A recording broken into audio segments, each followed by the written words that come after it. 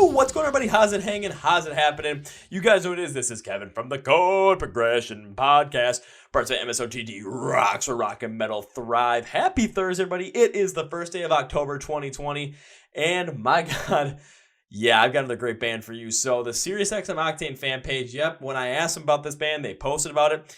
And they want to see it. So I'm like, you know what? Let's see if we can listen to them, see what happens, see if we can get them on. And bing, bang, boom, dirty groove rock it is. So this one, you guys will notice, this one went by really quickly. And honestly, you think we're going to need a part two? Well, find out after part one. So please welcome from Crobot, Chris. So are you guys ready? Because this one was a lot of fun. Let's go! Yeah! Well, ladies and gentlemen, boys and girls, listeners of the Chord Progression podcast, I have talked plenty of times about this SiriusXM Octane fan group that I'm a part of that I asked, hey, who's everyone listening to? And I think 3 or 4 people said, hey, check out Crobot, check out Crobot. So I'm like, you know what? It's time we check out Crobot. Let's see what these people are talking about. And I listened to it, and the first thing I thought was, yep, I'm trying to get these guys in the podcast. And bing, bang, boom, I got one of them. So please welcome from the band Crobot, the guitarist and I believe backing vocals, as I saw on their bio. Please welcome Chris. So Chris, welcome to Chord Progression podcast. Hey man, what's up? Not much. Just kind of shooting this. We're a little bit in the twilight of a crisp fall day, I would say. I don't know. I mean, it was like 70 degrees out today, so. Yeah, it was nice down here. It was raining, but it wasn't like 100 degrees. I'm in Austin, Texas, so it's been just scorching hot. Yeah, we're on opposite ends of the country. Well, not like east, west, north, south, because you're middle of Texas, further south. I'm southeastern part of Wisconsin, so I'm kind of up there where it can get, where over the weekend it was like, 40 degrees out, and all of a sudden today I was like, it's like going to be 72, 73. We'll see what happens. Our drummer's from Madison, Wisconsin, actually. So, oh, really? Yeah. He lives in Austin now. I met him in Austin, but originally from Madison, so every time we go up there, we play Taste of Madison a couple times, but his family comes out. It's sweet.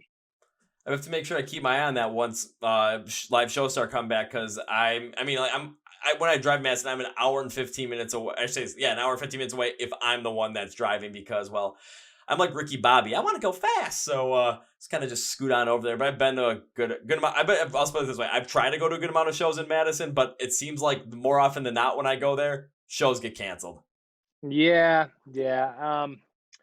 I forget where we played the last time we were there. I think it was Taste of Madison was the last time, but we do. Is Ringle? Where's Ringle to you? Do you even know where that is? It's a small Ringo. We play this place, Q&Z Expo in Ringle, and it is just awesome. It's in the middle of nowhere, but it's a lot of fun. I think it's like not too far outside of Madison. I'm gonna pull it up right now so I can just take a look, see, because it is small. It's off of Highway 29, so that must be further north.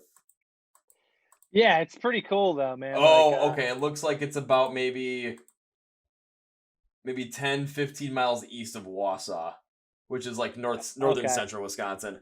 Okay, because on early September, two bands that I've interviewed beforehand, Christian rock. One is a Christian new metal band called Relent. Another one's a Christian rock band called The Protest. They were playing up 40 miles west of Wausau. I have no idea. I can't remember what the name of the town was. They were playing at some like local winery. And I'm like, well, I want to show my support. I've missed live shows, and I want to show my support for these bands. So I'm going to drive the 3.5 hours up there, and then all of a sudden drive the 3.5 hours back in the middle of the night, because, well, that's what we got to do to support these bands. Yeah. Yeah. No, anytime I can play at a winery, I'm totally down. Unfortunately, I did not have any of the wine, because I'm not really the biggest kind of a wine guy. I mean, the city I come from is nicknamed the Brew City, so there's a mini fridge that looks like a PBR can sitting in the corner of my room right over here, and it's stocked to the brim right now with all, I had to restock with all the fall classic beers. So I've got a couple Oktoberfest, some German beers, the usual. Is that where PBR's from? Milwaukee? That's where it originated from, yeah. Oh yeah, that's cool. I'm pretty sure. Oh yeah, it has Milwaukee like right on the top of the fridge. So I'm like, yep. Yeah, I'm a fan of PBR. I've always, very drinkable beer. You know, it gives me heartburn anymore, but I'm getting old, so everything gives me heartburn. And just keep playing rock music. Stay young forever. Woo! Yeah, right. You're only as I guess as old as you feel. I don't know. I sort of feel old sometimes. Well, how old do you feel on a normal day?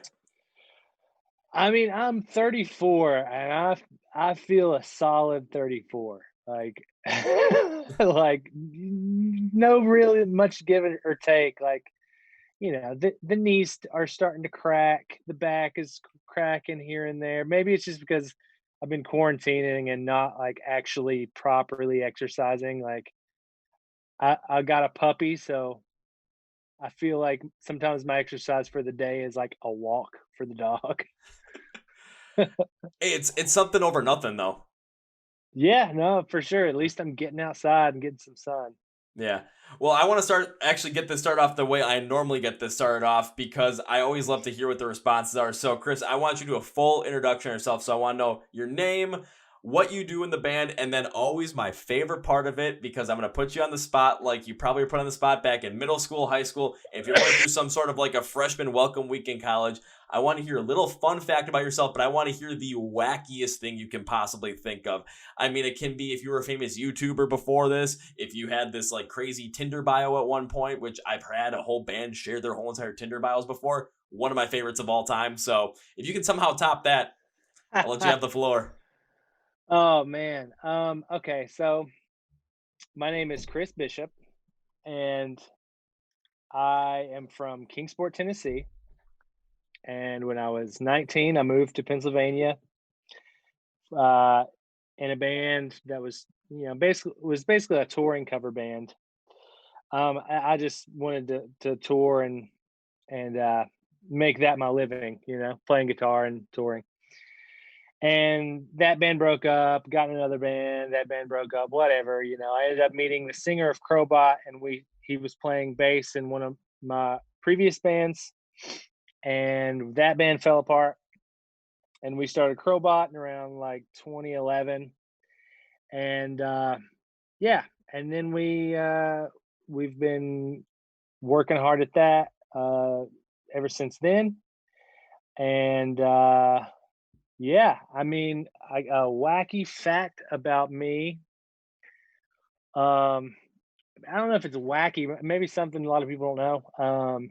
I was in a fraternity in college. I was a frat guy.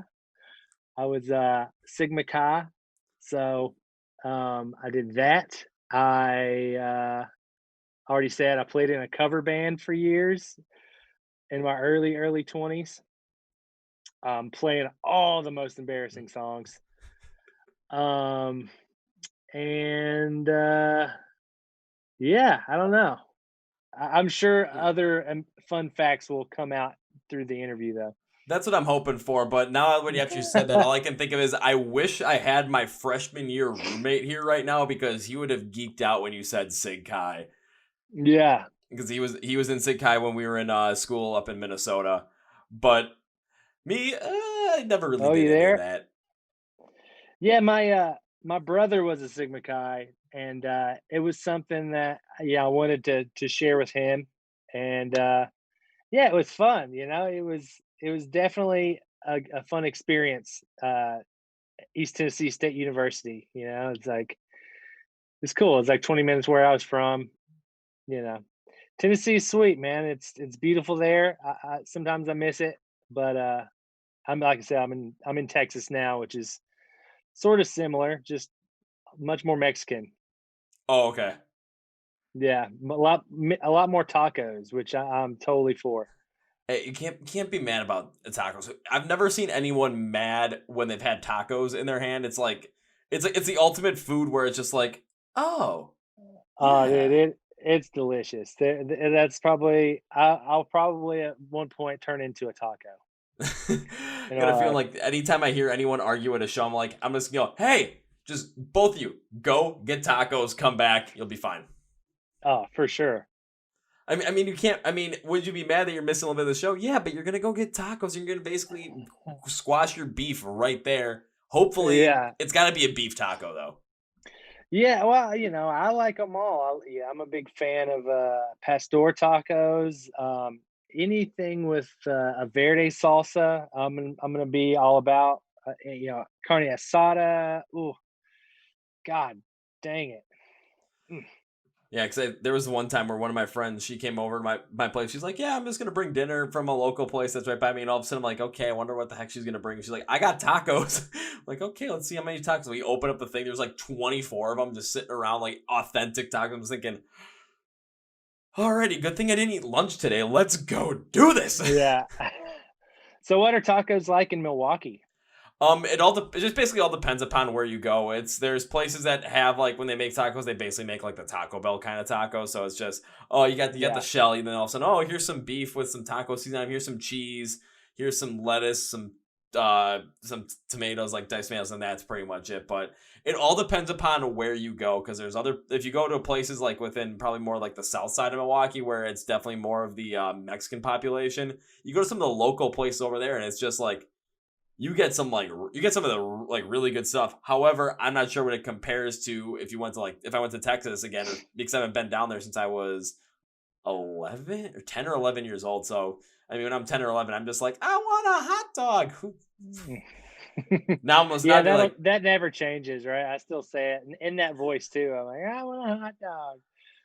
I mean, That's me, man. that's like me at a Brewers game after I've had like 6 or 7 beers. I'm just like, it's like I'm sitting in the stands like, Kevin, are you okay? Yeah. You need something to eat? I Um, want a hot dog. s- uh, Summerfest. That's in Milwaukee, right? Oh yeah, it is. Okay, yeah. One of our first bigger tours we did. We played Summerfest, and we played right before the Pretty Reckless. And I or no, the yeah, I think we played after the Pretty Reckless on the stage, and there was a huge crowd, and we were, no one had any idea who we were, and yeah, as soon as the Pretty Reckless played, everybody left, and we we were playing to nobody. We were like, oh man, that's a bummer. But yeah, that was one of the first big tours we did. We played that show. It was awesome. I'll say, don't worry. That happens a lot of times at Summerfest, where it's just how they book the bands too. Because it's like, okay, every band, they like the headliners will always go on at 10 p.m. And if there's a certain band where all of a sudden like a lot of people are getting into, they'll go and gravitate towards there. But even if there's a band that's after them, I mean, they're just gonna end up going to somewhere else. Like for me, I've been camping out at Summerfest a couple of times where it's like, well, not camping out like the night before, but like when the gates open up, you go to the stage that the band you want to see is playing on, and you wait there the whole entire day until that band goes on, just to make sure that you're close enough. And the only band I've ever done that for, because I've done it twice, was for Rise Against, and it was worth it both times. Oh yeah, I saw them. I forget what festival it was, but they were on one of the headlining stages, and they were awesome, man. I was never the biggest Rise Against fan, but they were great live. See, you're talking to the guy whose favorite band is Rise Against, so it's like, how dare you? But it's okay. I always have fun at their shows no matter what, and I've been like, there's so many of their shows that I've been to where it's like, okay, like everyone has like some weird special meaning where it's like, oh, the first time I did this, oh, when I met my ex-girlfriend at that show, oh, I was like completely depressed, and I went to their show and I got thrown to a mosh pit. I'm like, this is the start of the return of me. Let's go. So what are your top three bands? Top three bands: number one, Rise Against; number two is Ice Nine Kills; number three is Disturbed. Oh, nice. Okay, I didn't expect that, dude. My problem is it's so hard because there's so many great classic bands. I like, I almost sort of have to like section it off to like, okay, classic bands and then modern bands. But you know, All right, and I got sa- to hear. f- for Oh, me, it's probably Clutch, Soundgarden, and Pantera. I'd say. I was gonna say I can easily see Soundgarden, especially with the sound that you guys have with Crobot. But I was kind of surprised. It's like, 'cause especially with. I mean, I gotta ask this question now. What bands were you expecting me to say when you thought of like me picking three bands would be my favorite? Well, a lot of times you get like you, I was thinking like just the bigger, more like classic bands. I thought for sure Metallica or one of the the big four would be in there: Metallica or like Slayer. Um, who is the big four? Metallica, Slayer, M- Anthrax, and Megadeth. Megadeth. Yes. Which I was never a big Megadeth fan. I don't know why. I never really got that much into the big four. It's like for me when I was growing up, it was I mean like my dad that was the biggest music influence where it was he was listening a lot of the 70s and 80s rock. So I was listening a lot of like Van Halen, Rush, Poison, Motley Crue, Electric Light Orchestra, that kind of stuff. But then all of a sudden where the first band came into that my basically the one that I really got into was Disturbed because it was like I loved the sound. I loved David Draymond's voice, especially playing Guitar Hero, like trying to play Stricken, like yeah, and of course Mhm. not doing well at all because well yeah I just could never get my pinky finger over to the yellow button or the orange button, my bad. But like I really started liking it, and all of a sudden it was, especially where I was at school, I was kind of a little bit more of an outcast at that point, and then all of a sudden liking Disturbed made me feel like a little bit even more of an outcast, but an outcast that I really really really liked just because it was something that was for myself. Plus I went to a Catholic school, so really liking Disturbed at a Catholic school, yeah, that really didn't fly, but I still liked it anyway. Then Yeah. all of a sudden, high school came in. I got more into punk rock. I kept hearing Rise Against the radio over and over and over again, and I just wasn't getting sick of it. And I just kept diving more and more deeper into it, and it just everything connected with me at one point, so it just stuck. And then with Ice Nine Kills, I heard them like one or two songs of theirs before I saw them live last like early November, like 2 days after Halloween. I only heard two of their songs. Went to the show, was super tired because I had to work the whole entire day. I was like, I didn't want to go. All of a sudden, it was like Light the Torch went on. Like the Torch was good. Fit for a King went on, and they just like amped up the energy. And all of a sudden, here comes Ice Nine Kills. 19 songs, 2 hours, full set, like everything you could possibly imagine. End of the show, they take a 10-minute break. They come out, do It Is the End. Spencer comes out looking like the full like Pennywise the Clown. Just the full energy, the pageantry, the sound, everything. I'm like, you gotta be kidding me. Like if there's one time where I could think of where a show just got me into a band, it would be that one. And then it just took off from Yeah. there. Yeah. I think that it's so important for a band to have an element of theatrics or maybe not even theatrics, but build a show. That's one of the biggest things for a touring band really. We've just started to try to like really focus on our show more so than we have in the past. In the beginning it was all just like high energy, just rock and roll, really raw, and which is great. We still are that, but now we have like this giant alien egg that our singer hatches out of, and like there's like swords and stones, and like it's more of a fun experience, but it's memorable. It's just theatrics. Some of my favorite shows that I've seen, like when I was a kid, were like Rob Zombie and Marilyn Manson. Like I remember seeing them on Ozfest, and it was just like I remember Marilyn Manson came down on a cross made out of guns, and that's how he started the show, and it was just so jaw dropping. And like one point he came out on these giant stilts and he was walking around like a weirdo. It was just so cool. And the other thing too is when it comes to bands that do that pageantry stuff and just like the whole entire put on a show type thing. And I'm going to use perfect examples of this for myself because it all depends upon personal taste. Like the bands that you were mentioning, like Zombie and Manson, I haven't seen both of those guys yet live. I want to, but the one I was thinking of for like just like outside of Ice Nine Kills, like the crazy, just you're gonna go there because you want to basically watch the show maybe more than listen to music is a band like Gwar. Because Oh yeah. God, that show. The one time I went there, I was not expecting anything like that, and I don't remember anything about the music except they ended with a cover of "If You Want Blood" by AC/DC, which was perfect. But I remember the whole entire show just all getting sprayed with all the red and green colored water. I remember some 11-year-old kid had like the most epic mullet I've ever seen, was on top of his dad's shoulders, and the band stopped spraying everybody so they could all converge in the middle, basically point at this kid and just blast him for a straight 30 seconds. I'm thinking, this kid is going to go to school the next day with the coolest story ever, and all his friends might be thinking he's weird, but I'm like, this kid has a story to remember. But it all depends upon the kind of style of show they like. I love that high energy kind of stuff. If you can add a show to it, that's for me. A show that I'm not the biggest into would be something like In This Moment, or In This Moment. Shoot, I think it's In This Moment with Maria Brink, because it's very pageantry. It's very like flowing kind of thing.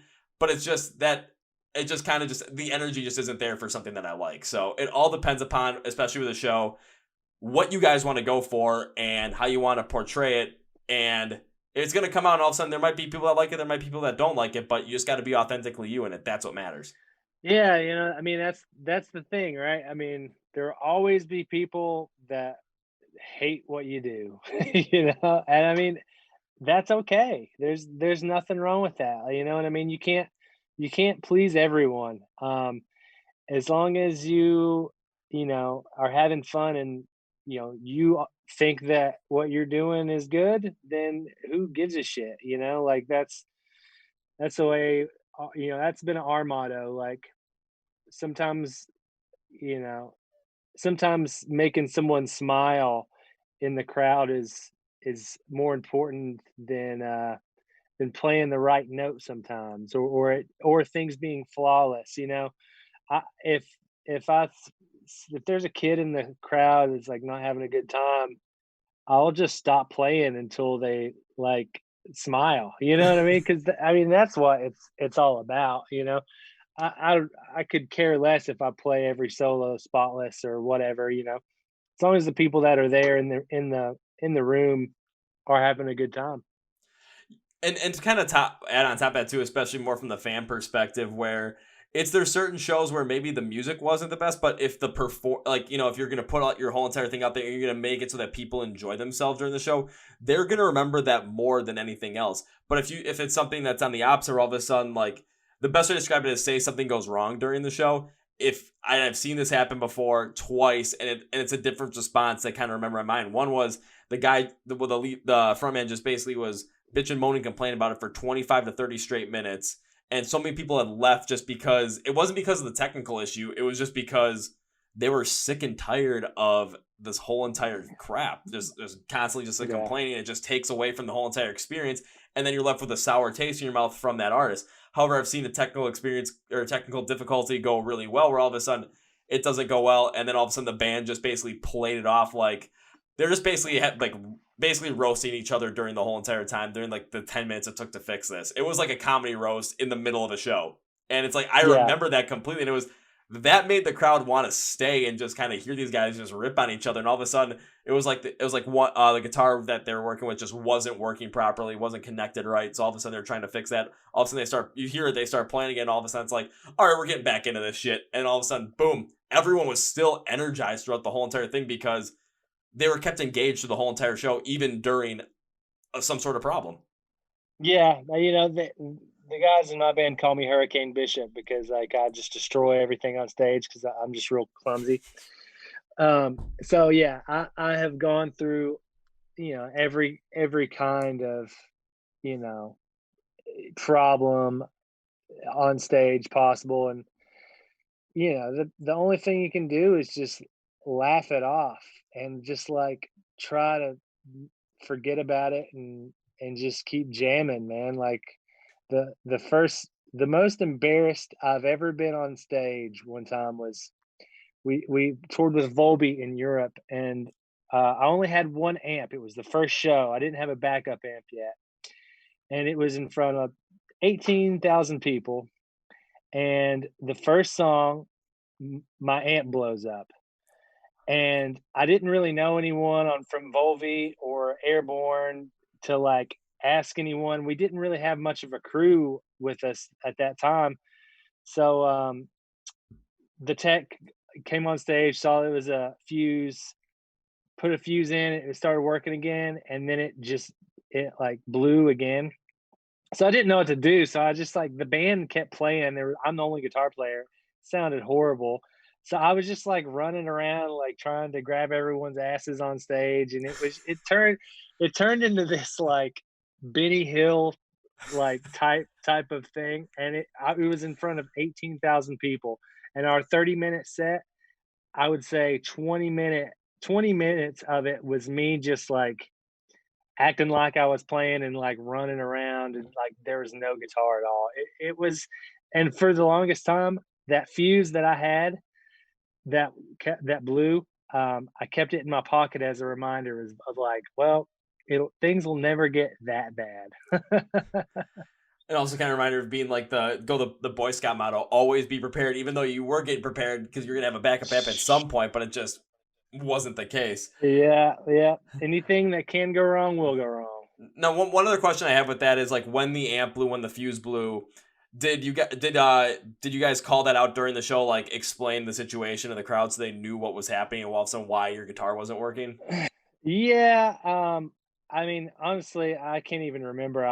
It was all such a blur of embarrassment, that I, I'm not even sure what Brandon said. But one other time that my second most embarrassing time was, it was in Louisville at a festival, our buddies King, where they were playing, and, Eddie, their guitar player singer asked me to come up and play a solo to a song, and I was like, yeah, okay. I mean, it's in D. I don't know the solo, but I know the song. I'll jam it. Yeah. So he hands me the guitar, and then like he smacks me on the butt, and he goes to walk away, and I run and I like try to kick him in the butt, and when I do, like I unplug the guitar, so like there's just no guitar. I didn't know what had happened, so again, in front of like, you know, 10,000 people, like I'm just like playing. No, there's no sound. Like Eddie looked at me and just like shook his head. I was just like, oh god. There's video of that too on YouTube, which is even worse. Is there video of the first one on YouTube? Because I No, really want to. I'm sure. I just don't know. I'm not sure where it was. It may have been in Denmark.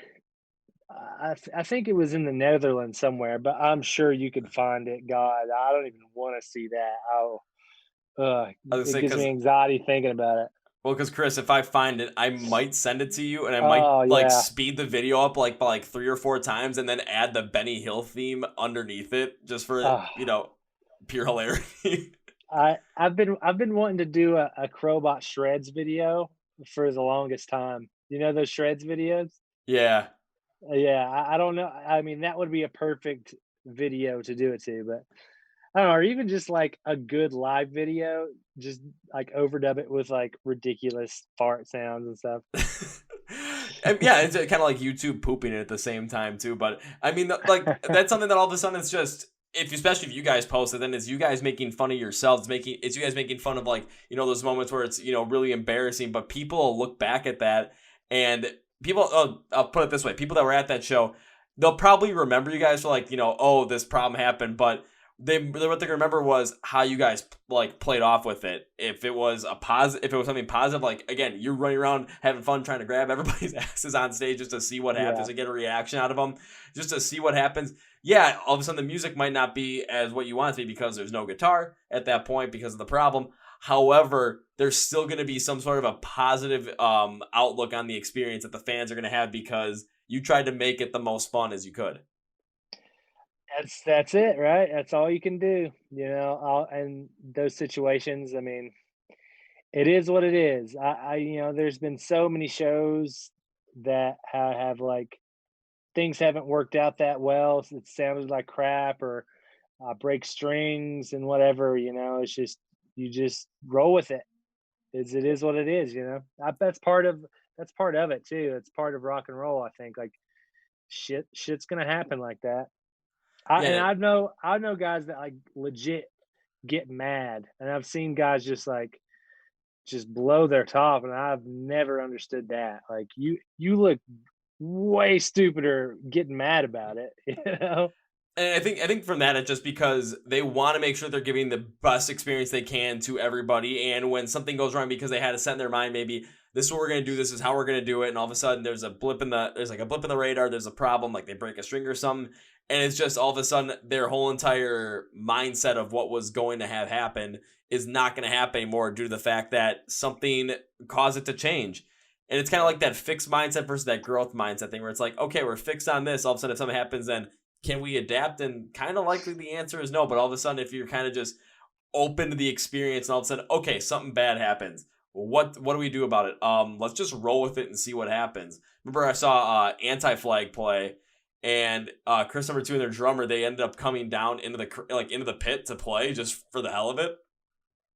And it took forever to get like this little mini drum kit out there because of how many people were packed into this little room, and just trying to get the drummer off stage. Like we had to like the security had to carry him from the stage over the barrier and basically place him down in the crowd so he could walk to the drum set. And I remember that, but it was just, they were having fun with it too. They didn't really care that much. And all of a sudden, like Chris was calling out, like he was standing on top of the railing too with his bass. I'm like, okay, this is actually, this is pretty funny. But it was worth it because it's just, they enjoyed it and they kept everything going. They kept the flow going. They didn't stop it. They didn't just be like, oh, we're gonna wait until everything gets going back again. It's like, no, they just kept going. They just kept working with it, and it's memorable in the positive. Yeah. I mean, I guess just everyone's different, right? Like some dudes just have a temper, you know, and yeah, I definitely don't. I'm pretty laid back, it takes a lot to get me mad, you know. You don't have that short fuse like your amp did or like Axl Rose does. Yeah, right. I mean, everyone talks about Axl Rose, right? Which he probably is an asshole, but he was the only one that wasn't on heroin and like doing all the hardcore drugs and Guns N' Roses. And if that was me, I I wouldn't be able to deal with that. You know what I mean? I can understand why he was. I would have been an asshole too if Yeah. everyone in my band was doing heroin. Where I can understand that more too is just when I was like in high school and college, all of a sudden a lot of my high school friends, they started, it wasn't anything bad. I mean, they just were smoking weed a lot. But the thing that and I wasn't into it, and I'm still not into it, but what ended up happening was all of a sudden it's like, okay, that's all they're doing. And then they're doing nothing after it. And I'm like, I want to go out and do something. All of a sudden, like going over their house, like, okay, let's go do something. All right, after we smoke this. And then all of a sudden you're sitting on the couch watching Rick and Morty for 3 hours. And it's just like, Yeah, I'm not gonna hang out with you guys as much. Not that I don't like you guys. It's just when I hang out with you, we do nothing. yeah. Sometimes potheads are really boring. You know, I mean, I was everyone in my band smoked a lot of weed for a long time. For a lot of the years of the band, we've had a lot of different members and stuff, but and I was the guy that didn't. I would always like I was just the beer drinker and I would drink booze and stuff. Man, you and I are But like one yeah, and the same right it here. would be it was boring. Oh my god. I was like, you guys are ridiculously boring. You're just everyone is so high. But now I smoke weed too, so it's like Yeah. I don't know. It helps with my anxiety and I've got one of those weed pens and stuff. I Okay. I got my medical card in Pennsylvania and it's awesome, man. I just hit it like, oh, here's one. Oh, perfect. Yeah, pretty convenient. You know what I mean? Like they dissipate really quick. I can take it wherever. You don't have to charge them up. Yeah. It's pretty awesome. Yeah, because I know like a couple of my friends, they've since then they've kind of like tapered off a little bit, but they'll still partake, they'll do it. But it's like when they do it, they're still like, if we want to go out and do something, like they still have their mindset, we're gonna go out and do this, and like I can easily get behind that. It's like, okay, you're doing it, you're kind of chilling out, but you're not letting it affect what you want to do. What we're gonna do, totally fine, totally fine. It was just always the consistent. All right, we're gonna do this already, but now we're gonna smoke, and all of a sudden now we're just gonna sit and watch TV while we're supposed to be doing something like. And I'm more like you used to be, where it's like, I wouldn't don't want to smoke or anything, but if you got a beer, oh, bring it my way. Yeah, that's sort of how I feel about Chili's. Some like before I go to Chili's, I'm like, oh man, I'm gonna have this awesome night. And then after I eat at Chili's, my belly's so full and I'm tired, and I'm like, I'm gonna go just take a nap. Oh God, yeah, I remember that from my days in college, because we'd always do that for football games, especially if they're at like 11 o'clock kickoffs. So all of a sudden it's like, okay, wake up in the morning, we're drinking before the game, we're cooking breakfast, we're having a good time. All of a sudden we're drinking on our walk to the game, then all of a sudden the game hits, and we're just like full force going at it, just having a great time. Game ends, go to Cane's for some chicken, because who doesn't like going to Raising Cane's? I mean, come on, it was like the only time I ever had it was in Minnesota. I'm like, oh yeah, it was a tradition. Then all of a sudden go back to our apartment. All of a sudden it's like, okay, we'll watch the end of the 2:30 game, just because, well, we're kind of like, by the time we get back, it's like halftime already. And then afterwards, it's like, oh, well, we're going to go do something tonight. But all right, nap time. Team nap time. We need this. How do you feel about Culver's? Ooh. For me, I'm not the biggest fast food person, but like if all of a sudden if it's the only option, it's like you gotta tell me like, okay, you can go to McDonald's, Taco Bell, Arby's, Culver's. I'm like, oh, Culver's, and oh my god, we got a dog on there. Yes. Yeah, this is my puppy. Her name's Buns. Hey, Buns. What kind of dog is that? It's a Chiweenie. A Oh Chiweenie? God, a Chiweenie. Yeah, it's like a Chihuahua and a Dachshund. Okay. Yeah, it's tiny. She is full of energy. The opposite of my dog when we had her. She was like, if we had when I had a dog, it was okay, everyone's at the house. Yep, she just wants to be left alone. Don't bother her. But if you leave, it's just like, okay, now here comes the energy. Please come back. Yeah, we had a Greyhound, um, and she passed away this year. And then we got a dog that was we didn't mean to, but it's the exact opposite of a Greyhound. She's like tiny and full of energy. It's just like, whoa, this is different. We Yeah, but love her that though. it's always somewhere. It's like if you don't want a dog right away, it's like, oh, I don't want it. That's kind of one of the biggest reasons why I don't have one is just because I don't want to take on that responsibility, and especially if all of a sudden, okay, I'm gonna get a dog, but I don't really want to take care of it that much. All of a sudden, give it a week. All of a sudden, like, oh, I love you. I'm never gonna let you Yeah, go. And all of a sudden, next thing, it's like my friends want to go hang out and do all this crazy stuff, and I want to go out and do all this crazy stuff for like go to all these concerts. Like, but who's gonna watch the dog? yeah. The quarantines. It's been. I mean, it's one of the good things that about this year is that I had a lot of home time while she was a puppy. Because we were supposed to be touring all year, and then everything happened. So I'd say hopefully next spring we'll be touring again, but who knows? So, what was the tour schedule supposed to look like this year? Just it's before the whole entire world basically took a poop on itself. We were going to tour with 10 years. We had a like a month and a half with them. We just got off the road doing a headline tour, and we had like all the U.S. festivals, um, the Rock on the Range, or the Danny Wimmer festivals. We had all the big ones, and we were going to be touring around those. But yeah, so that sucks, man. It was going to be a big year for us. Yeah, and then like for the like if you're gonna tour with 10 years, would that have been right around now, especially with them just releasing their latest album? Yeah, I believe it was going to. Well, yeah, maybe a little bit before. Maybe like I can't even remember. Like this year is just such a blur. But yeah, we we've known those guys for a while. We toured with them back in like 2012 or 13, and yeah, they're super cool. We wrote a song with Brian, their guitar player, um, for Mother Brain, our latest record. The first song on it, it's called Burn, and yeah, he co-wrote that with us. So yeah, I mean, we did that in Knoxville, which is like where my family is. So it's weird that he lives there, but we showed up and we were just like, let's write a song like "Dead and Bloated" by Stone Temple Pilots. We were just talking about how much we love that intro, and so yeah, that's what came out of that session was that song. Nice. And I've seen 10 years twice. Once in 2017 because I believe they're opening up for Chevelle, and then 2018 they had a headline tour that came through Milwaukee. And what I remember that tour was it wasn't necessarily what 10 years did. It was who the opener was for them because it was Mark Tremonti's solo project. And anytime getting to see Mark Tremonti play guitar is just like, yes. Yeah, Tremonti, Mark's a great guy.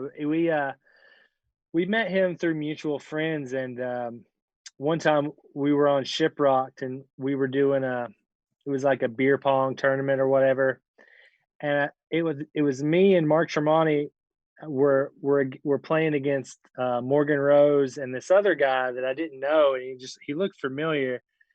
And then once we were done, he's like, Mark Tremonti comes up to me, he's like, "Do you not know who that was?" I was like, who is that?" And he was like, "That's Johnny Damon from the Boston Red Sox." I was like, "Holy shit!" What? Yeah, which is pretty cool. But yeah, Tremonti has like a lot of the same influences as me as guitar players. Oddly Freed is one of his favorite guitar players, and who's one of my favorite guitar players too. Um, so much so that he tracked down the amp that he recorded the Brother album with and bought it, and that blew my mind. I was like, that is the. At one point, I want the amount of wealth that I can track down the amp that was played on my favorite record and buy it. You know. Man, I should try and do that, but I don't think I'd be able to pay for it. Yeah, I mean, who knows? It might not have been that much. I guess it's like if whoever has it, values it as much as you do. You know what I mean? Like, I guess Cry Love wasn't a huge band, but that was a pretty big record in the '90s. Yeah, and what kind of what you're talking about too is just kind of always depends upon the price the person that has it versus the price that you would be willing to pay for it. Because especially with COVID-19 going around and a bunch of the music venues trying to like continue to make money so that they can stay open once this pandemic ends and concerts return. Like the big one here in Milwaukee, the Rave. They got 30 years of history, so all of a sudden to try and make money, they were auctioning off a bunch of like the signed band memorabilia that they had, and they're making a good amount of money off of it. And I was trying to buy one of the posters. I was trying to buy the one with Fit for King, Light Torch and Ice Nine Kills, because I'm like, I went to that show and it was so much fun. And I would love to have it. Yeah, the price got a little too high for me. But then there was one I'm like, you know what? Let's just put in the like top bid. It was like $120. Like, let's just put it in and let's just see what happens. I completely forgot about it. And then all of a sudden, a couple days later, I get an email. You won. You haven't paid for it. I was like, Oh, oh shit. And I looked at which one it was. I'm like, and it's a Rise Against signed poster. Well, this is going to be easy. Pay for it. It's hanging up on the yeah, wall right now. that's cool. So, did you like Light the Torch? I did like the Torch, and the biggest reason I wanted to go is I wanted to see Howard Jones perform, because I'd seen Killswitch perform once in 2015, but this was after Howard had left and Jesse had come back, so I'd never actually seen Howard perform, and especially after Killswitch came out with their Toman album in 2019, and this is a couple months afterwards, and hearing the Signal Fire, hearing Jesse and Howard back on the same track, I'm like, okay, if I get a chance to see this guy live, I got to go see him live. Seeing Howard live was awesome. Just kind of the whole Yeah. energy he had about him, just everything he had about him. But then the other thing I want to say too is once all the concerts come back and Shiprock comes back, I have to go down to Shiprock and try and, sneak into these beer pong tournaments and, test out my skills. Yeah, dude. Howard we wrote some songs with Howard for Mother Brain, and hopefully they'll be released as on the deluxe edition, but we're working through that now. But yeah, he came down to my house in Austin, and he hung out for a few days, and we did these songs, and it was unreal, dude, because that was our first time like meeting him, and he was just the sweetest, most talented dude. Like we would jam. I had all kinds of structures and stuff, and just riff jam ideas that I had worked out before he got there, and then and I'd sent him stuff before, and I'm sure he was assuming we were going to work on those songs, but I was like, dude, check this out. I was like, this is what we're jamming on right now, and he's like, yeah, just can I walk your dog? And I was like, sure.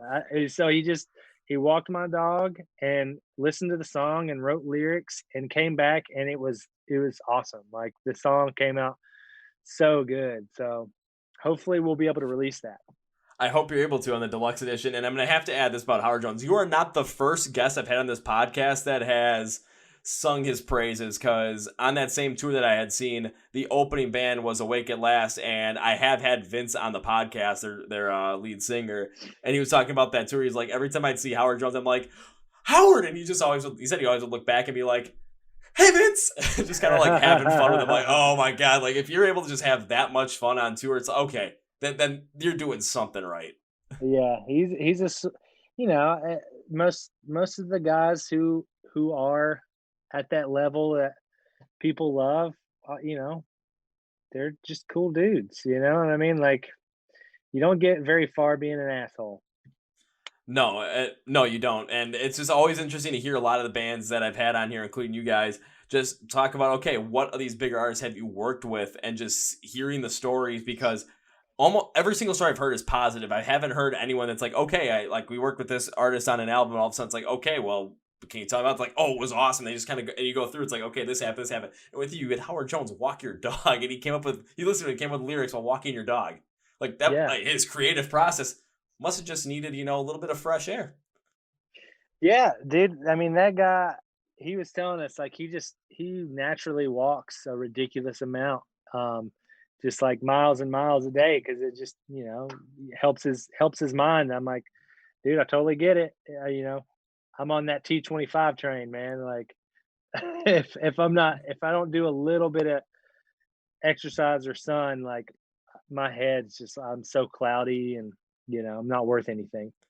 I'm kind of in the same boat as you, and one thing I have figured out is I am not sure if I want to do like go and work out and do like a chest and try or a back and by day with Howard Jones. He'd probably destroy me. Yeah, dude, for sure. I'll take him on a leg day though. I'll do that. Not me. I have like chicken legs. I think it's just part of my genes. Not my not my blue genes, but my DNA genes. Yeah, for my family, I mean, again, I'm up in Wisconsin. Most of my family is most of my dad's side family, which is basically where most of my genetic came from. Because like if you look at my brother and I, my brother is like 95% my mom's side of the family, which is all Polish. I'm like Yeah. 95% my dad's side, which is mostly Norwegian. So get like that like Nordic genes, like that big big strong kind of thing. Can never get a six pack to save my life, but can keep up the strength pretty good. Six packs are overrated. I mean, I've believe me, I've never had one, and I never will. But who needs them? I You just mean, my, go. my wife, my wife's pretty hot, and she's never once wanted me to have a six pack, so that's good. Just take the Homer Simpson approach. Everyone here has a six pack, and I'm the only one that has a keg. But you get more out of the keg. Yeah. Six pack, you only get six Yes. beers. Kegs you can get like 90 out of. Yeah, dude, for real, right? 90. Yeah, That's a lot no, of beer. it's a lot of beer. But I mean, when say you have a tailgate, you have like 25 people, and if everyone's drinking beer, I mean that thing's gonna be gone in an hour and a half. Agreed. It's been a long time since I don't know. I mean, shit. I don't know when the last time we got a keg was. Probably college, but yeah. Last time I was trying to think, it was one of the tailgates I did for a Milwaukee Brewers game. I think I got one, and it was like okay, that worked out. But other times, like college, it was there was one time I remember was I went over by it was a bunch of frat guys from they were in Sigma Mu, yeah, Sigma Mu, and I had met one of the guys from one of my Spanish classes. He invited me over for like, hey, we're having a party, just come on over. He invites me over at like 3:30 in the afternoon on a Saturday. I'm like, okay, let's see what happens. Go over there. There's like him, six of his frat buddies, and me. I'm like, well, this is gonna be interesting. How the hell is this gonna work out? We're basically playing catch in the backyard. All of a sudden, okay, here comes two kegs, and it's like, okay, we gotta start drinking these. All right, we're gonna do a power hour. We're gonna play Thunderfucked. And after like an hour, because we played Power Hour and then we like did Thunderfuck twice within that, I was just like, and I got the solo both times. I'm like, oh my god, So what's why? what's that? What's Thunderfucked? So Thunderfucked is you have a bunch of people. You're standing around a keg, and everyone has a full beer, and you start playing Thunderstruck by AC/DC. But every time Thunder or Thunderstruck is said, it's like the first time thunder is said, like, thunder, ah.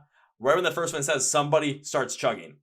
And then right every time thunder or thunderstruck is said again, the person, either left or right, whatever you guys want to decide, they start chugging. And every time it's said again, it just goes to the next person. And you're not allowed to stop until thunder is said again, or until, if you get the last one, or until the end of the Oh, song. And the solo sucks. oh, that sounds awesome. I listen Thunder when Thunderstruck comes on in general at any point in my life, I just want to party. I've just added another aspect that you could party to Thunderstruck with, and it's something where just make sure you have a good amount of people, because if you try and do it like 3 or 4 people, it's after doing it once, you guys are just gonna be like, okay, we're done with this. No, just no. Yeah, this year was the 40th anniversary of Back in Black, and haven't listened to that record in a while. I would just always, here and there, I'd play a few songs from it, but um, man, it is such a good record. That's probably one of my favorite records of all time for sure. Those are the records There, that got me into rock music too. yeah, it reminds me of my mom and like just growing up and like you know riding in the car with her and like just like learning those solos as a kid. Like that's how I learned to play guitar, was just off those iconic records like that, you know. Yeah, I should probably spin it at one point because I got a nice like turntable over here, and my buddy got me the Back in Black album for my birthday. He always gives me these random albums for my birthday that he finds at like used record stores, but he always gets me like the really good stuff. Like he got me Back in Black, and he got me the last time he got me ZZ Top's Eliminator, and I always would listen to that with my dad. I'm like, okay, you gotta be kidding me, dude! This is awesome. Oh yeah. Oh yeah. ZZ Top, AC/DC, Zeppelin, Metallica. I mean, all Hendrix, Leonard Skinner, like all those bands, I loved as a kid. I would just, I played baseball, throughout high school and stuff, but all I ever did was baseball and guitar. You know, I would just log myself in my room, and I would print out the tabs at my uncle's house, and then I would take them home, and I would just learn them. And then also when it comes to writing your music, it's like now you know how these progressions are constructed, you know how everything is constructed, so you can take some of those influences and put them in your music as well, and it kind of comes naturally because you've been doing it since you were 10, 11 years old. Yep, yep, for sure. I started when I was 8 years old, and you know, I got like a good guitar when I was 10, but it took a couple years. Um, but yeah, and like ever since then, that's all I've loved. Now it's just art and music. Like me and my wife tattoo, and like we love creating art. No matter what, it's like um, being creative to me is like is how I'm mentally health is like my mental health. Like if I can't make something or be creative, like I'm moody, I'm depressed. It's a real thing, and like it's been tough with COVID. Like I'm trying to stay inspired to make shit. Because we couldn't tattoo, I couldn't tour. I'm sitting here like there's only so much I can write on my computer every day until I'm just like, you get in a rut when you're only working by yourself. And uh so, I started making woodcuts and shit, and I was like making these crazy woodcuts and like with like that had dicks on them with springs and just like fun things that I thought were cool. But you're just trying to stay creative and stay productive, and that's been the hardest thing with all the quarantine stuff. I can agree with that too. It has been one of the hardest things, but one thing that I've always thought of was, yeah, we're in this situation right now and we can't really do anything about it to get right now to kind of like say, "Oh, I wish it was, like it should have been." Think of like all the plans we had for the summer, all the plans we had for the fall, as of like February 2020 when this wasn't a thing. And all of a sudden everything's completely changed. Kind of it's stuck inside. You can't really go out and do much. And there's only a certain amount of things you can do to be creative, but it's like, okay, what can we do now to instead of like basically wishing things were like they should have been, figuring out, okay, this is what it's going to be like right now. It's not going to be like this always, but it's going to be like this right now. How can we make the most out of this moment and continue to like, if you like grow creatively, grow the music, grow the band. And for myself, it was like basically grow the podcast, grow everything from Instagram, Facebook, Twitter, YouTube, anything I could figure out. Like that's the time. I was like, this is the time to do it. So got to figure out Yeah, how to do it. It was like motivating at the same time too, that I had like a whole motivation, I had a whole plan, even when all of a sudden it was like, alrighty, all these concerts I had to go to, all this fun I was gonna have, all this European trip I was gonna take right around this time. Nope. nope. It Yeah, sucked. it sucks, man. I mean, there's a lot going on in the world. It's just it can be it can be a lot. Just have to take it one day at a time, and you know things always get better, work themselves out to an extent. You just sort of have to try to stay positive, and that's all you can do. Because if you stay negative, you're pretty much putting yourself in a losing position at that point. Yeah, for sure. I mean, everyone goes through that. Everyone goes through the negative spurts or the spurts of depression anxiety, or you don't want to get off the couch. Those are all real things that, it's just, that's something that, people that never thought they would have to ever deal with those issues are dealing with them now, because you're trapped inside. You're trying to do everything you can to help the people around you, and it's isolating, can drive you nuts. For sure. Yeah, it can. Yeah. Oh, it easily can. And when it comes to coming talking about that positive mentality, like even I kind of had something like that where a couple of years ago, like I had this whole entire negative mentality, like it's just everything that happened, like everything kind of went to shambles. But and then of course once this hit, it was kind of like the way I kept positive at the initial outset was, okay, this can't be as bad as what I went through beforehand. But then keeping that positive mentality, just like even though it was something that was like, oh, at least it's not as bad as that kind of thing, it was able to keep me going at some points, even to a point where I had to get my appendix removed, and then I had to do a podcast the day after I got back from the hospital. So I was still like stiff and in pain. I'm like, but I got the positive attitude. We're doing this. I am not stopping. I was here for about 2.5 hours, and all of a sudden that was the first thing I said. I'm like, if you guys see me squirming around, it's because yeah, I'm missing a piece of my body right now. My body's trying to Yeah. readjust to it. But I'm like, I'm not gonna shoot this podcast because I want to do this, and I'm gonna stay positive during it. And even if I have to like fall on the floor a little bit, I'm gonna take the camera, I'm gonna take the microphone, and I'm gonna make sure this works as crazy as possible.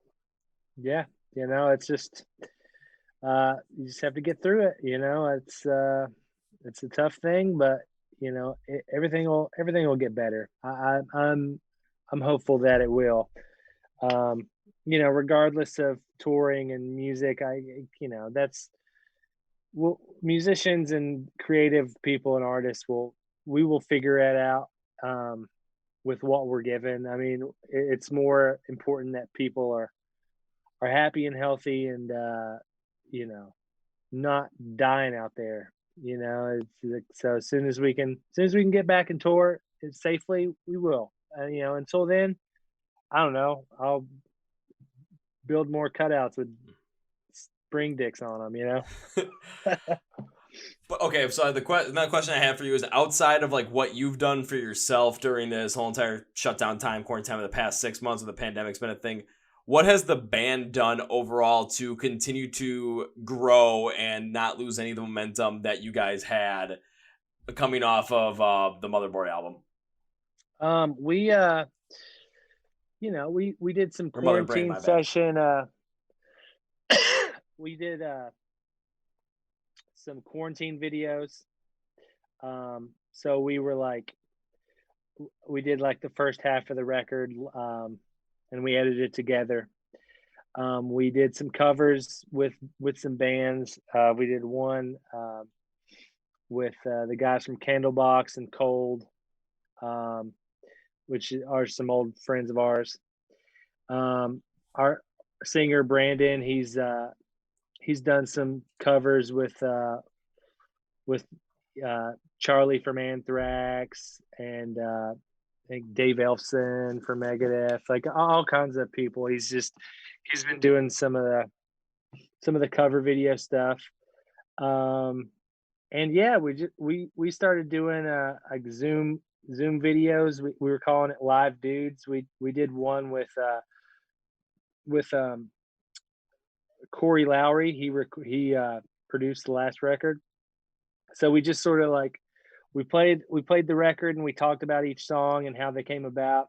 And then we did another Live Dudes with Lejean from Seven Dust. Nice. Um, just because we've known the Seven Dust guys for a while, and uh, you know, so we asked him to come on, just talk shit with us. And we did that.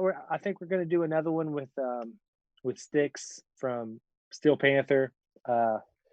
But we're doing those here and there. But right now we're just working on new stuff, new songs, new demos. So we're getting that A&R, the creative side, rolling for the next record, because when everything comes back, we want to be able to like start looking at releasing something. So Start looking to release something and also going on tour to back it up at the same time as well. Yeah, well, that's sort of we just want to have all our ducks in a row because as soon as we can, we're going to want to go back out and tour as soon as that's possible, and then at that point, it may be harder to write on the road. So we're doing a lot of our writing now. I mean, regardless, we write all the time anyway. Like that's one of our favorite things about being in a band, is creating music. Um, so you know, shit, you know, last record I'd say we had 60 songs. Over a couple years of writing, but I mean, it was a lot of stuff. Some of them will see the light of day in the future, or maybe not. You always sort of outright yourself. That's the way I think of it anyway. It's like, well, there's a reason those songs didn't make the record, and you'll always write something new that you like better. For the most part. Yeah, and I know there's a lot of bands that kind of have that same mentality too, where it's just you're gonna write a lot more songs than you're gonna use on a record because you get an idea, you want to see where it goes, and maybe if you get an idea, maybe it doesn't go the way you want it to go. Maybe you get some random idea. It's like, okay, let's just explore this, and then you get something like Low Life to come out, and then all of a sudden it's like people are just losing their shit over it. Yeah, I think it's a creative thing that with other people. It's not just you, right? Like there's been many times I've written riffs or structures that I thought were awesome, and then the other guys in the band don't hear it the same way as me, and it's just not the dots aren't connecting, and that's fine. You just can't be completely married to riffs and stuff um, too much because you know if something's not clicking right away with your guys, you just move on. That's sort of the beauty of it. Sometimes it does click, and sometimes you just write something else. Yeah, and when it does click, it's just like that moment where you're just sitting there like, Yeah, yeah. oh, you get the dubs I just mean, like. seriously, yeah. Sometimes, and they're usually the quickest songs, like the easiest, quickest songs, are the ones that are the best, or that connect with people the quickest too. So sometimes you just can't overthink things. Yeah, because I would put it this way: you'd be surprised how many times all of a sudden I've interviewed bands where it's like they put out their like one album, which is their debut album, and hearing the songs that they liked were always the songs that weren't the popular ones, and the songs that I really connect with, it was like, oh, that was the first one we ever wrote as a band. I'm like, wait, really? Like Yeah, that was your first go at it? It's okay. You guys got something going on here. Holy shit! Like that's kind of yeah, like the whole energy that I have behind that. So it does make a lot of sense. Plus, one other thing I want to talk about when it comes to the what you guys are doing with the live dudes things, I think that's a great idea, especially when it comes to bringing in other artists that you've worked with, that you're friends with as well. Just because it's going to end up, people from those fan bases are going to look and see like I'll use Seven Dust for example. Like they're going to see you guys hanging out with Lejean. They're going to say, "Oh, I want to see what the hell Lejean was doing here in terms of what kind of things are going on." And all of a sudden, if you guys are having a great time, if they haven't heard of Crobot before, the first thing they're going to do is they're going to check out Crobot. I mean, that's going to be the first thing they do right after like watching that whole entire live dudes thing. yeah. They're Seven Dust has been great to us, man. Like they took us out on the road and stuff back in the day, and we've done a few tours with them. But you know, the, uh, it means a lot having respect from them because they are a band who have built their following on touring and being a really good live energetic band, which is what we are too.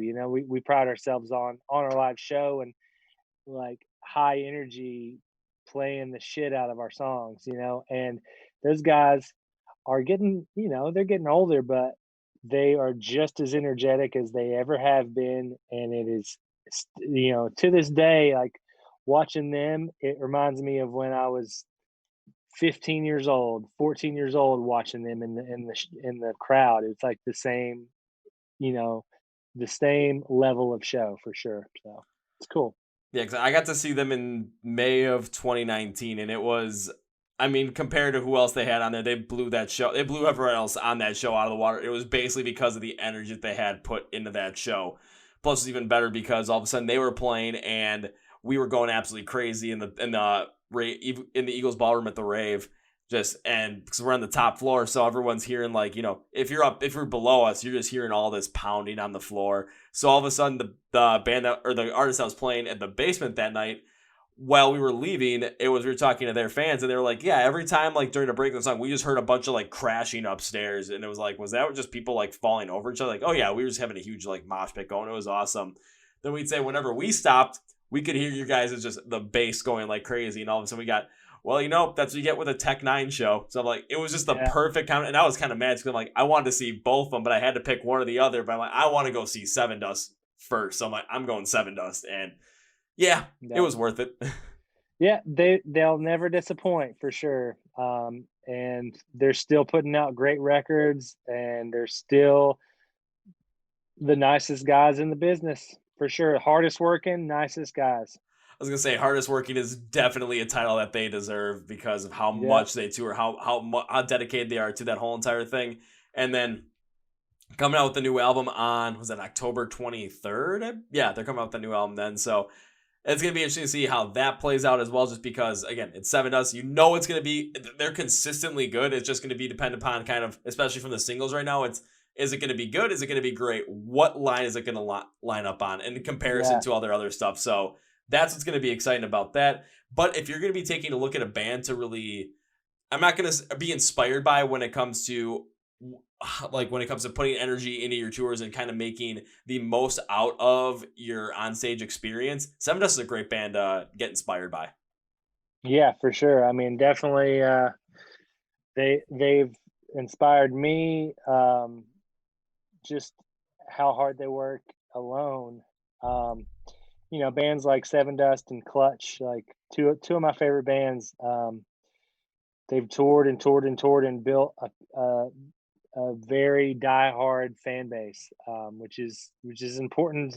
If you want to be a musician now, it's about that. It's about putting in those years of hard touring, of not making a lot of money, of just putting your stuff out there. And if you're good, you'll rise to the top. I really do believe that. If you work hard and you're good at what you do, eventually people will catch on to it.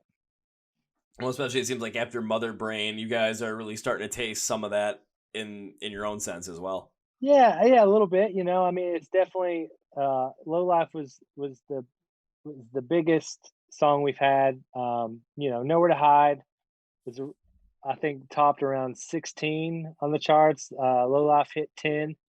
So I mean, it's doing well. I think we just have to continue to just do it and put out stuff, and try to stay true to ourselves and have fun, and smile through the bullshit, because it's not always easy, just like any other job. Sometimes it gets a little tough, or you're tired, or your wife's like, I want to buy a house, and you're like, but honey, I'm a musician. But I mean, I think that's just you bob and weave with the punches, man, and you get the shit done because it's what you love. And how I kind of look at that too is I have this certain mentality when I go to the gym as well. It's like there's days where I just don't want to go. But I always think about it as those days where I'm tired, that I'm sore, that I'm beat up, that I don't want to go. Like, especially if I go to a live show the night before and I just get beat up in the pit and I'm like, oh, I don't want to go do this. Those are the days I have to go, because it's those days are going to be the ones that are the most important to make sure not only do I don't slip up, that I keep going, that it keeps getting better, and I don't like lose a day kind of thing. Same thing with this, like all the podcasts and all the other stuff I do for this as well, where it's just, I don't want to miss out on a day. Even if I don't want to do something, like all of a sudden say I got a podcast episode, it's like, okay, I was up till 2 a.m. the night beforehand because I was hanging out with a bunch of friends. And it's with a band that's from overseas, so I have to wake up and be ready by 6 a.m. Yeah, it's not going to be fun, but I mean, once I get in the call, I know I'm going to have this insane amount of energy. Like, let's keep going, let's keep talking. So it's got to have the mentality of like, yeah, at times I don't want to do it, but those are times I have to do it. And it kind of seems like, Yeah. especially with when it comes to growing as a band as well, you guys have that same mentality where, yeah, sometimes, maybe you've been on the road for a long time and you're getting tired towards these last couple of shows, but you have to continue to give it your all for these shows, because you never know, one of these shows could all of a sudden just catch you at this right time where all of a sudden the certain amount of people are listening, watching, and they really get into your band, and all of a sudden it just starts growing from there. I mean, it can happen at any moment, so you always want to make sure you're at the ready and putting your best foot forward no matter what. Yeah.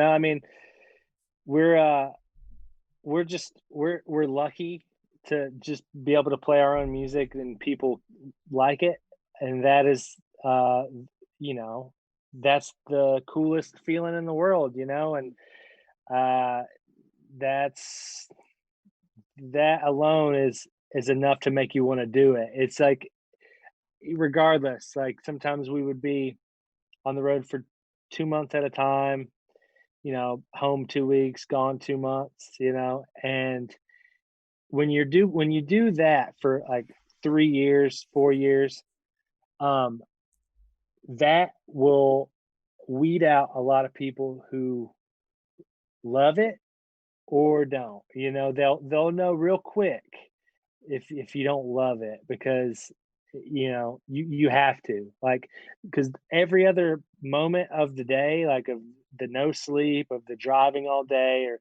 sleeping in a van, or all that stuff over months and months gets really old. But if you really love that 45 minutes you get to play at night, then it's all worth it. You know what I mean? And I do. That's my favorite thing in the world is being able to play guitar fucking loud. It's like the coolest thing in the world since I was a kid. And that's the way all my guys feel in the band. Like we're definitely lifers. Regardless of anything, we will always do this. We will always play music in some capacity until we're dead. That's just the way. What's just how we are. And one thing to remember about that too is when you take a look at the bands that are the biggest in the world, like watching the last year watching the Motley Crue movie on Netflix, like just seeing them traveling around, in their own private jet kind of thing. Yeah, that's cool. Yeah, that's cool and all. Like what, like 0.01% of bands ever get a chance to do that, and it Yeah, well, just not now. Yeah, back in the not now. day, but not these days. It's just fucking that don't happen. Yeah, just the money's not the Yeah, market shifted, and the money is not enough to make that happen. But basically what I'm talking, but like, take a look at a band like Metallica with basically how they've gone and traveled and are able to do all these other things and travel in, I'll say this, in more of a comfort kind of style instead of kind of sleeping like this, the same kind of van over and over again. But where I'm mhm, going with that is you look back at them in the 80s, I mean, they were doing the same kind of stuff. yep, It's kind of like a rite of passage in a way. yep. You just have to earn it to an extent, and it's like that's the hardest thing for bands is just s- sticking around and continuing that level of releases and albums and records. And if you can just stick around and you're making good stuff, eventually people will catch on to it, hopefully. And if not, it's you're still loving what you're making, and that's the fun part, is the pursuit of it, right? Like if you're not having fun in making the music and creating it, then what's the point? Yeah, and one other aspect to add to that too is when it comes to, say, maybe does take a long time you're not going to get noticed instantaneously. Where you're very rarely going to have like it's something like the Fever 333 did, where all of a sudden it was like they came out strong, and it was just something that everyone got really attached onto them right away, because they had that. It was basically like Rage Against the Machine kind of came back, and for like the late 2010s, and a lot of people were missing that kind of sound, so it was easy to gravitate towards that. However, that is anything far from the norm. But when it comes down to it, a lot of bands over time, they're never going to reach that, that super top tier echelon that they're trying to achieve. And it's like people are going to say, potentially, these people aren't successes because they didn't reach that top tier echelon. Not necessarily, because as I look at success is relative to happiness. If you're going out there touring consistently for your life, just on the road, but that's what you love and you love making music and you're doing what you love and you have no regrets later on in life, who's to say you weren't a success? Because Oh you yeah. lived a happy life and you did what you wanted to do. Oh yeah. I mean, there are bands in our world that I look at as the top tier of success, and no one's ever heard of them. So and those bands get full, every ounce of respect for me and people and my friends and people that I know. But to Middle America, no one knows who they are. But does it matter? No, because they earn a living for their families. They are creative and make phenomenal music, and they're fulfilled. And really, that's all you could ever ask for out of playing music. And just as long as you feel fulfilled at the end of the day and you're happy, that's all that matters. I wouldn't say that just stands for musicians. All it stands for everybody. As long as if you feel fulfilled in what you're doing, then I mean you pretty much you succeeded in life. If you're Oh happy yeah, with what you're doing and what you did, hell yeah, you succeed. Are you kidding me? What? How could you say you didn't? agreed.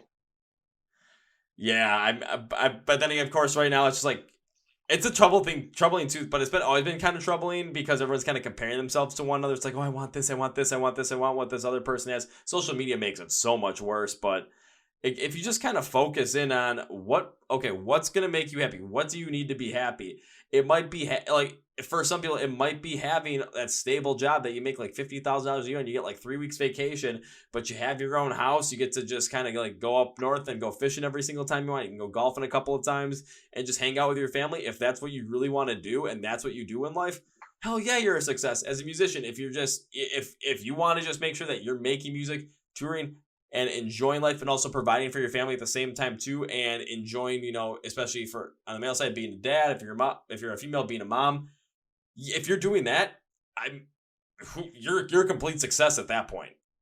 Yep, absolutely. You can be going all preaching on this one.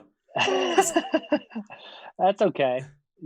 Sometimes you need a little a feel good preach.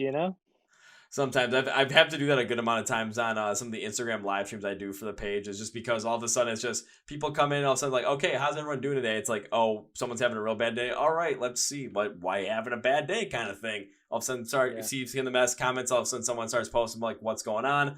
All of a sudden, I start getting to like full on like inspirational Kevin mode, and then the comments just start flowing through like in support of this person as well, like also like inspirational comment mode. I'm like, oh man, this is awesome. But once I get going, it's just like, okay, the train's going, and now I could be going on this for the rest of the night if I wanted to. Unfortunately, I have 2% of my battery left. So I don't know where a charger is, but if I lose you, that's why. I just want to let you know. Okay. I'm saying if you quickly find a charge, that'd be awesome. Otherwise, then we're probably going to have to end this right then and there just because, Let me see. Um, yeah, shit, I don't have anywhere I could plug it in. Yeah, yeah, it's fine. We can I end. mean, we can do it. We can do it a part two sometime, man. Hell yeah, part 2. That's awesome. Sounds great to me. Alrighty, because it's got 2% in this phone battery, we'll just end this at this moment with saying this. Everybody, please follow Crobot on all places social media wise. Listen to their music, stream music. If you need to find anything in the podcast description, take a look at the description. Take a look at the YouTube video description. Everything's going to be there. All the links will be a one-stop shop. You are not going to have any excuse to not watch this episode at all or get into their music at all. Everything you need is going to be right there. Merch, website, whatever you need. So please get in with Crobot with their Dirty Groove Rock style, which is absolutely awesome, by the way. Please stream Mother Brain and get ready when more new music comes out from them. So, Yeah, Chris, thank you very much for being on the podcast. And because it's part 1, we're going to do part 2 at some point. So. Yeah, dude. Anytime, man. Just reach out, and I'm totally down. Sorry, I was a little late coming on today, too. It's okay, but to end part 1, well, you can't say goodbye because it's part 1. I mean, come on. Can't end with a goodbye. Yeah. So let's end this one with a classic. See you later. Peace out, brother. Peace out. Well, folks, that was my interview with Chris of the band Crobot, and we talked a good amount about just kind of like theory when it comes to music and live shows and how they play them, and just kind of the thought process behind everything with 2020 as well. But one thing we really didn't get into that much, because we were having so much fun just talking about all the other stuff, was we really didn't deep dive into their music like I normally do. And there is so much other fun stuff we could have talked about as well. So yeah, we're definitely doing a part 2 with this band. So expect part 2 with Crobot to come out, I would say, sometime at the beginning of 2021. So assume, I would say, January. Yep, that's going to be my idea. January, we'll do Crobot once again. We'll talk to them. We'll have a great time once again. And yeah, please make sure you follow them and listen to them. Again, links for everything when it comes to trying to get in the know with Crobot in the description of the YouTube video or anywhere for the podcast. Again, Spotify, Apple Podcasts, Google Play, iHeartRadio. So that's going to be it for me today, guys. Thank you for watching and listening. Please make sure if this is your first time that you are subscribing to this podcast. If you are already subscribed, thank you very much, because you can find us on Spotify, Apple Podcasts, Google Play, iHeartRadio, and the videos are on YouTube as well. Subscribe, comment, rate, please. That helps me out every step of the way, whatever it might be. So I want to thank you guys for listening to the Chord Progression podcast. Brett's famous OTD rocks for rock and metal thrive. My name is Kevin, and you guys know how I end every single one of these episodes of the Big, Healthy, and Hearty. See